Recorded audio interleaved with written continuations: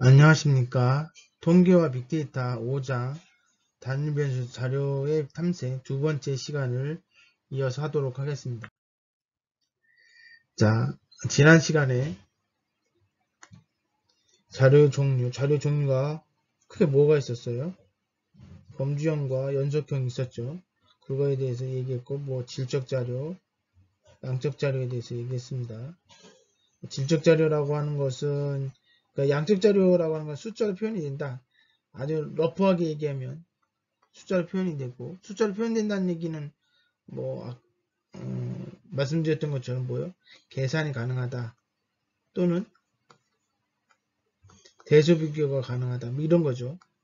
근데 물론 질적 자료도 숫자로 표현할 수 있어요. 표계상 숫자로 표현할 수는 있지만 우리가 숫자가 가지고 있는 특성들을 가지지는 않는다. 그렇게 이야기를 했고요.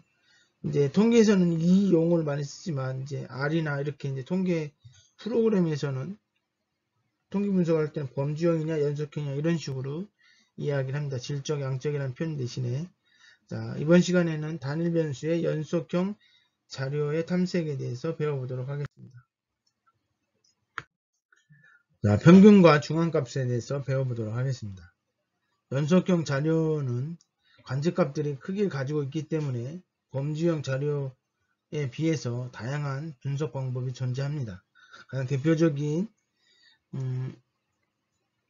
분석 방법이 평균과 중앙값입니다. 평균은 전체 데이터들을 다 더한 다음에 n으로 개수로 나눠주는 것을 평균이라고 하고, 중앙값은 자료들을 나열을 하는 거죠. 내림차순이든 오름차순이든, 그리고 가장 가운데 있는 값을 중앙값이라고 얘기합니다. 평균값은 뭐에 영향을 많이 받았을까요? 예를 들어서 평균 연봉을 구하고 싶다. 우리나라 평균 연봉을 구하고 싶다. 이러면 어떻게 하면 돼요? 다 더해서 이제 개수로 나눠줄 텐데, 그러다 보면 재벌들의 부자들의 급여가 평균값을 영향을 많이 미치겠죠. 그런 단점들이 있습니다. 평균은 대신에 이제 전체의 값을 대표값으로 평균을 많이 쓰는 것은 전체 데이터를 잘 대변하기 때문에 그렇습니다. 중앙값 같은 경우는 가운데 값만 변하지 않으면 작든 크든 큰 값이나 작은 값들이 어떻게 요동을 치더라도 변화가 없습니다. 그러다 보니까 전체 데이터를 잘 표현하지 못하는 단점이 있습니다. 방금 말씀드렸던 평균이 어떤 특이한 값들, 엄청나게 큰 값, 엄청나게 작은 값에 의해서 평균이 영향을 받으니까 그런 값들 중에 하위 n%, 상위 몇 %, 이게 특이한 값들을 배제하고 그 나머지를 갖고 평균을 구하게 되면, 그러면 그 특이한 값에 의해서 영향을 받는 것을 최대한 차단할 수 있죠. 그것을 우리는 절사평균이라고 합니다. 자, 이거 한번 보시면 웨이트라고 하는 몸무게를 이렇게 벡터에 저장을 했습니다. 그리고 자, 여기에 웨이트에다가 120을 넣었어요. 이게 이제 특이한 값이겠죠. 그리고 평균, 두 개의 평균, 요거의 평균과 요거의 평균을 각각 구했습니다. 중앙값도 구하고, 그리고 절살도 한번 해보고, 그랬을 때 그 결과를 한번 같이 보도록 하겠습니다. 자, 먼저 요 값을 집어넣으니까 이렇게 나오고요. 여기에다가 120이라고 하는 숫자 특이한 값을 추가를 했습니다. 평균을 구했더니 평균이라고 하는 것은 지금 보면 6개의 데이터의 평균을 구하는 거죠. 그래서 64가 나왔습니다. 대체적으로 64 좌우에서 왔다 갔다 하잖아요. 그죠? 근데 이 특이한 값을 집어넣으니까 실질적으로 나머지는 다 60대인데 72kg라고 하는 몸무게 나왔습니다. 이것은 특이한 값이 들어감으로 인해서 영향을 받는다는 얘기죠. 그러면 이제 중앙값은 뭐냐? 여기 가운데 값을 찾는 거예요. 다 가운데 값을 찾아야 되는데 여기 6개잖아요. 가운데가 여기에요, 사실은. 그러니까 어떻게 하냐면 이 중앙값을 어떻게 하면 되냐면 이 가운데를 중심으로 2개를 뽑아서 2로 나눠줍니다. 그래서 64.5가 되는 거고요. 네, 여기는 이제 특이한 값을 집어넣었으니까 7개가 되겠죠. 7개가 되는 게 가장 가운데는 65가 되는 겁니다. 그죠? 이런 특이한 값이 집어넣었음에도 불구하고 중앙값의 변화는 근소한 차이로 변하는 거죠. 이게 개수가 변해서 이제 변한 거잖아요. 그죠? 근데 보면 평균은 어떻게 돼요? 특이한 값에 상당히 많이 영향을 받죠. 거의 8kg가 차이가 나잖아요. 자, 근데 이거를 아까 뭐라고 했어요? 특이한 값에 의해서 영향을 받는 것을 배제하기 위해서 20%를 절사하자. 절사해서 값을 구했더니 이건 64.75가 돼요. 원래 평균값에도 그렇게 차이가 안 나죠. 근데 이제 특이한 값이 있는 그 값에 대한 것도 절사해서 했더니 65.6이 나왔습니다. 자, 이거 보시니까 어떻게 돼요? 그 특이한 값이 들어갔지만 그 특이한 값이 배제가 되니까 결국은 뭐예요? 진짜 값하고 유사한 결과가 나오게 됩니다. 그래서 특이한 값을 배제하기 위해서 절사 평균을 활용할 수도 있다. 이렇게 말씀을 드릴 수 있습니다. 자, 4분위수. 자, 요거 이제 새로운 용어들을 배우기 때문에 좀 어려움이 있을 수 있습니다. 지난 학기에는 이게 통계 빅데이터 강의할 때, 지난 학기 아니고 작년에 통계 빅데이터 할 때는 그때 통계책을 가지고 수업을 하고 그 다음에 R이라고 하는 책을 갖고 두 개를 같이 수업을 했습니다. 그때 이제 요 4분위수를 3시간 동안 설명을 줄였었는데 이번에는 통합된 교재를 가지고 하다 보니까 짧은 시간 내에 설명을 드려야 되겠네요. 자, 개념은 어렵지 않습니다. 전체 데이터가 이렇게 있으면 나열을 했으면 요걸 4등분 하는 거예요. 4등분. 여기 지금 설명되어 있죠. 4등분 하는 거예요. 하나, 둘, 셋, 4개. 4등분을 하면 그 첫 번째가 여기는 뭐 첫 번째라고 얘기할 수 없죠. 여기가 첫 번째죠. 첫 번째가 4분위수가 되는 거고 여기 쿼터 뭐 이래서 Q1. 그 다음에 가운데가 바로 Q2가 되는 거고요. 2, 4분위수가 되는 거고 세 번째가 쿼터 3가 되는 거죠. 자, 이렇게 되는데 자, 잘 보시면 여기는 뭐예요? 사실은 요거죠. 근데 맨 마지막 값, 제일 큰 값을 얘기하는 거죠. 그죠? 나열이 돼 있어야 돼요. 이게 크기수는 나열이 됐을 때 이거는 의미가 없어요. 왜? 맨 마지막 값이니까. 그죠? 요것도 사실 의미가 없어요. 의미가 없다기보다 요거는 Q2라는 용어 대신에 중앙값이라고 표현을 합니다. 어차피 중앙값하고 Q2하고 똑같기 때문에 그렇습니다. 그래서 이제 주로 이제 1, 4분위하고 3, 4분위를 구하는 얘기를 많이 얘기를 합니다. 물론 2, 4분위도 구해야 되죠. 근데 이 구하면 2, 3분위라고 표현하기보다는 중앙값이라는 표현을 더 많이 쓰게 됩니다.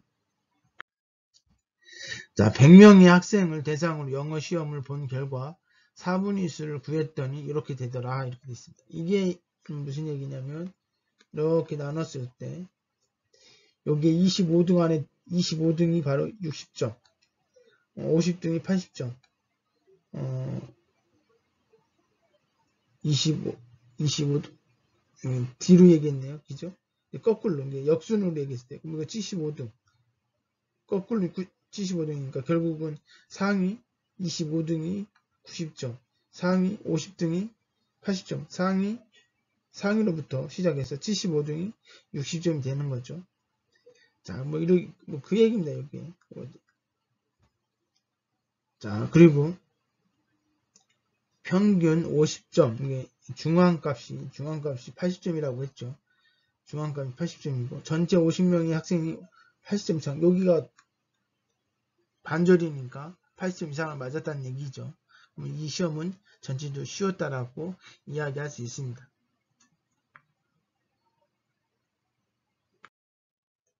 자, 지금 값을 이렇게 집어넣고 쿼타일로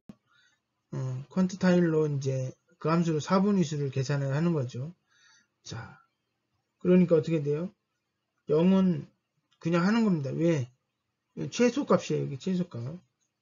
그 다음에 맨 마지막에 있는 건 최대값. 그죠?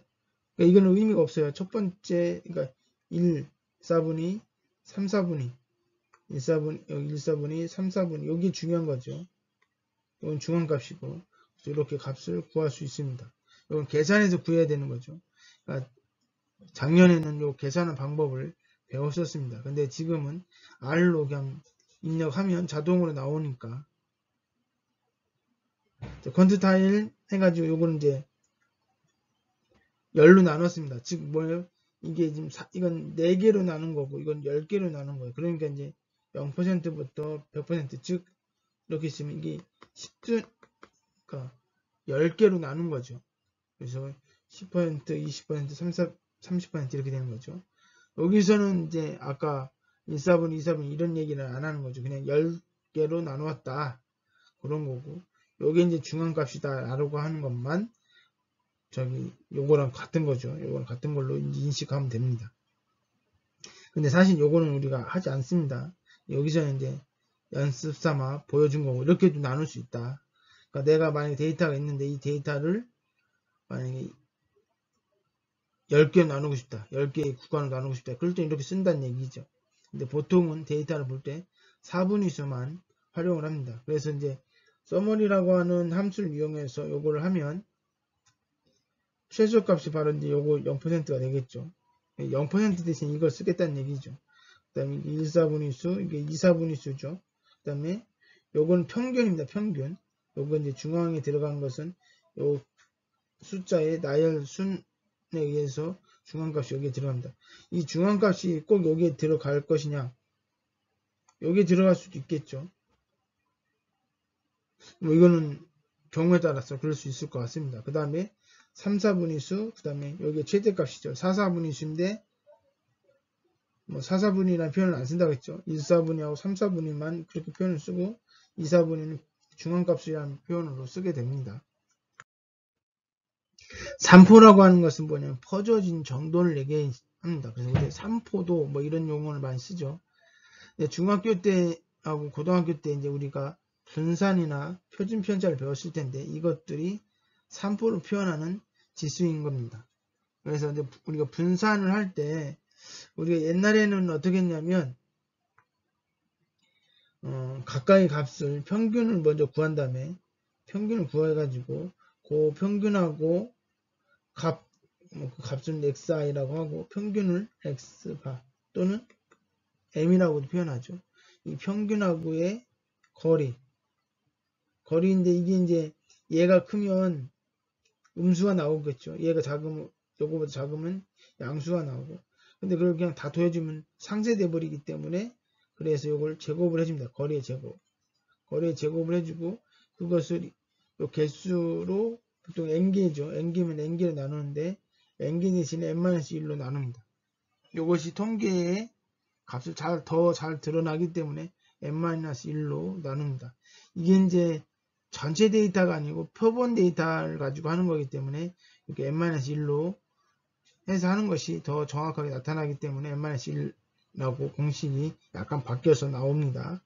자, 그리고 그래서 나온 값을 우리는 보통 분산은 V로 표시를 해요. V로 되어 있어서 이제 V로 표시를 하고 그 다음에 표준 편차는 우리는 시그마로 표현을 했어요. 그죠? 근데 요거는 이제 표본에서 뽑는 거야. 그러니까 전체 데이터가 있으면 전체를 다 못한단 말이에요. 너무 많기도 하고 막 이래서 표본을 뽑아서 그거 가지고 표준 편차를 구하고 그러거든요. 그래서 이제 이거는 우리는 여기서 안 배우죠. 모 표준 편차라고 얘기해요. 모라고 하는 것은 어미모자, 진짜 전체라는 얘기죠. 모집단에서의 모 표준 편차 이렇게 얘기하는데 이것을 이게 모집단인데 이걸 표본을 몇 개씩 뽑아요. 뽑아서 그걸 구하는 겁니다. 여기서 표본을 구해서 여기서 나온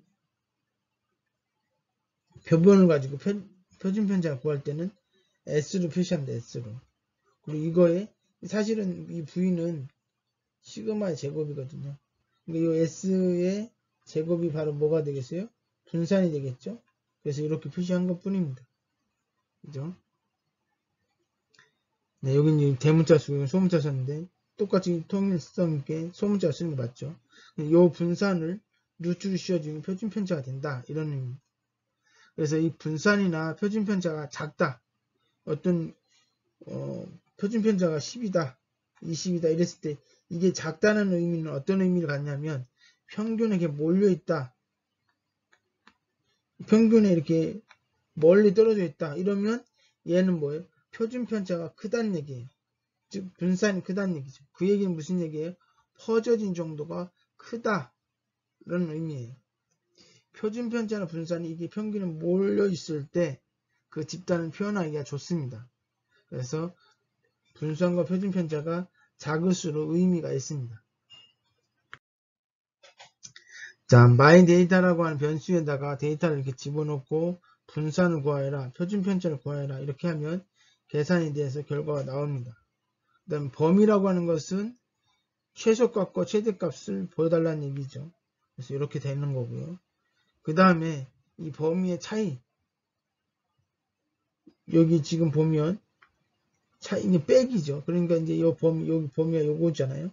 그래서 120에서 60을 빼라는 얘기죠. 그래서 60이라고 하는 결과가 나왔습니다. 히스토그램. 히스토그램은 외관상 막대 그래프와 비슷한 그래프이고 연속형 자료의 분포를 시각화할 때 사용되어집니다.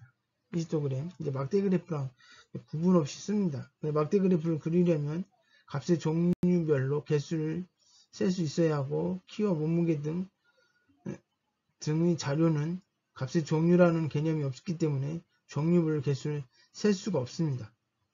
대신에 연속형 자료는 구간을 나누어서 구간에 속해 있는 개수를 셀 수가 있습니다. 무슨 얘기를 하고 있는 거냐면 얘네들은 연속형 자료이기 때문에 10, 20, 30 이렇게 끊어지지 않는다는 얘기예요. 데이터가 이렇게 딱딱 끊어지지 않고 여기 이게 많이 몰려있고 여기 많이 몰려있어요. 그러니까 이걸 구간으로 정해서 이 구간 안에 몇 개 있느냐, 그게 바로 막대 그래프를 그릴 때 이 높이가 되는 거죠. 이 높이가 바로 이 구간 안에 몇 개 들어있는지 빈도수를 나타내는 겁니다. 말로 하는 것보다 결과물을 보면서 얘기하는 게 좋은데, 자, 이건 뭐냐면 실제로 제동거리가 1km도 있고 10km도 있고 15km도 이렇게 있어요. 그러니까 그 애들이 뭐 10km에 한 5개 있고 뭐 이렇게 있을 수 있단 말이에요. 그렇지만 딱딱 끊어지지 않잖아요. 10km도 있고 10.1도 있고 10.2도 있고 이렇게 있단 말이에요. 그러니까 그것을 표현할 수가 없다고요. 그러니까 어떻게 구간을 정하는 거예요. 보통 여기가 지금 120m까지 제동거리가 있으니까 이걸 한 간격을 20으로 잡고 간격을 몇 개를 만든 거, 6개를 만든 거죠. 그래서 제동거리가 0에서부터 20까지 이 구간 안에 몇 개가 있느냐, 10개가 있다 이거지. 10개의 차량이 요 안에서 제동거리 걸려있다 이런 뜻이고, 20km, 40km는 뭐예요? 뭐 여기 한 18개가 되겠죠.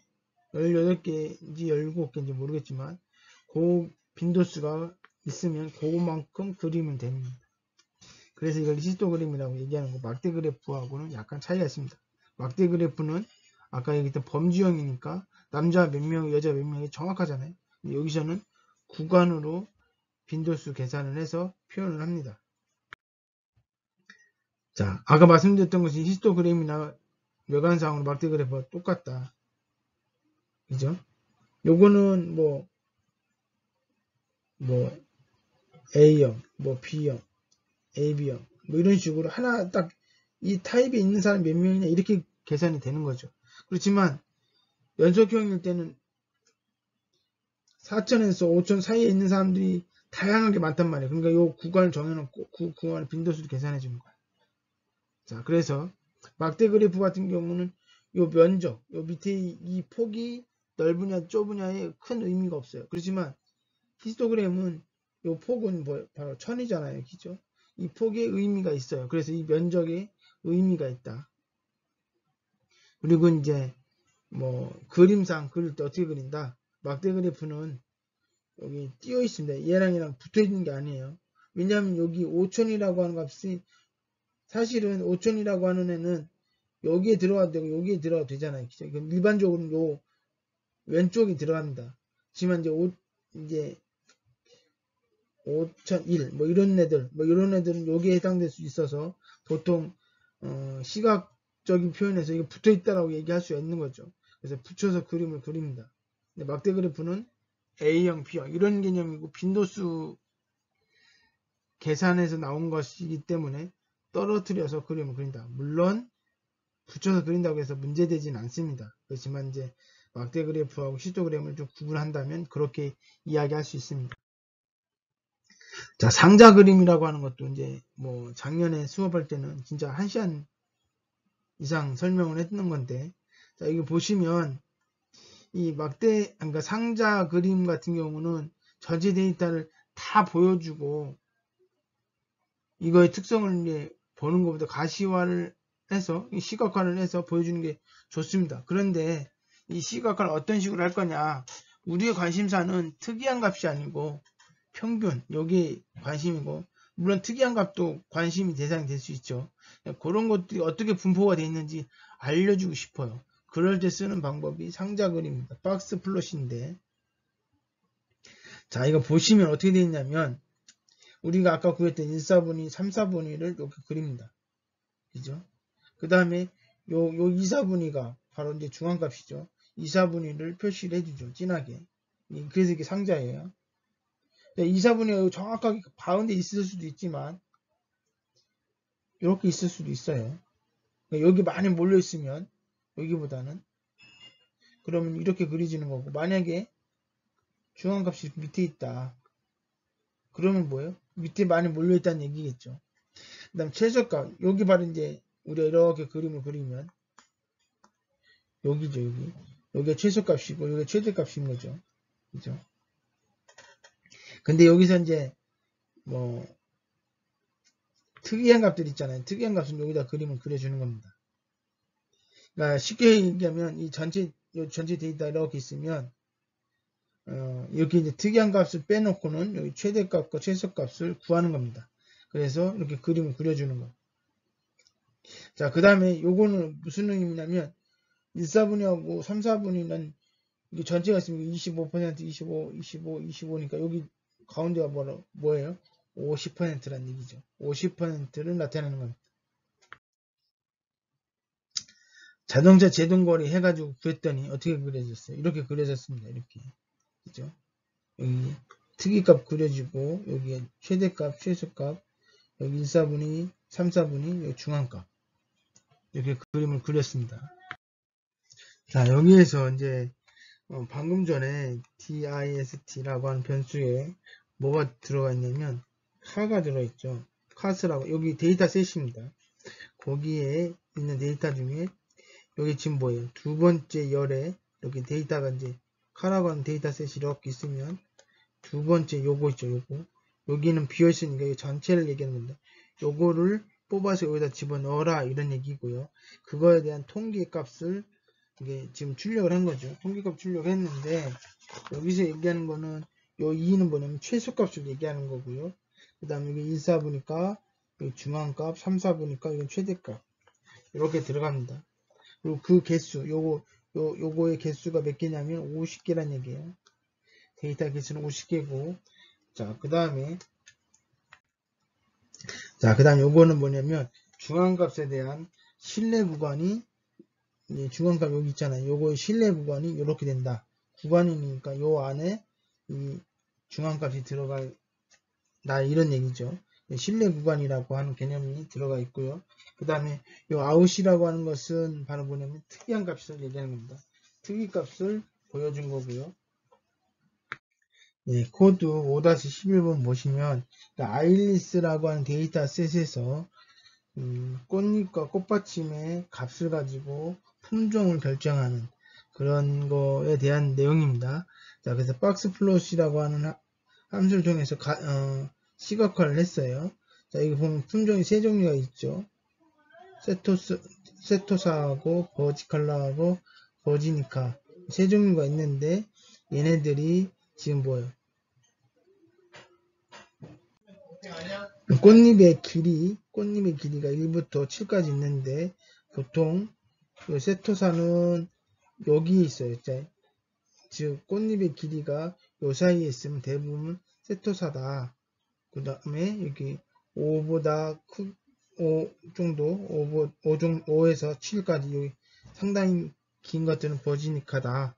이런 것들 그림을 보면 쉽게 알 수 있죠. 그러면 요걸 가지고 대충 예측이 가능하겠죠. 이렇게 그림을 그리면 이 꽃잎의 길이나 그다음에 꽃받침의 길이를 가지고 품종을 쉽게 구분할 수 있겠죠.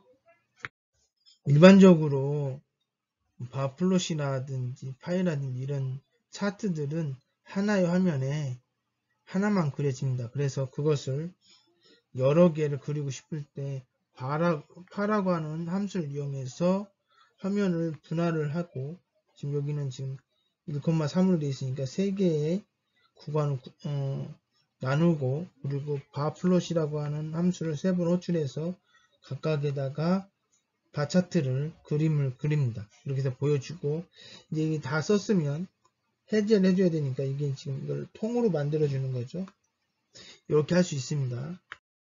자, 여기 지금 하나의 화면에 3개의 차트가 그려진 것을 바로 확인할 수 있습니다. 이건 팁으로 설명을 해드린 거고요. 자, 이것으로 5장 수업을 마치도록 하겠습니다. 이어서 실습을 한번 같이 해보도록 하겠습니다. 수고하셨습니다.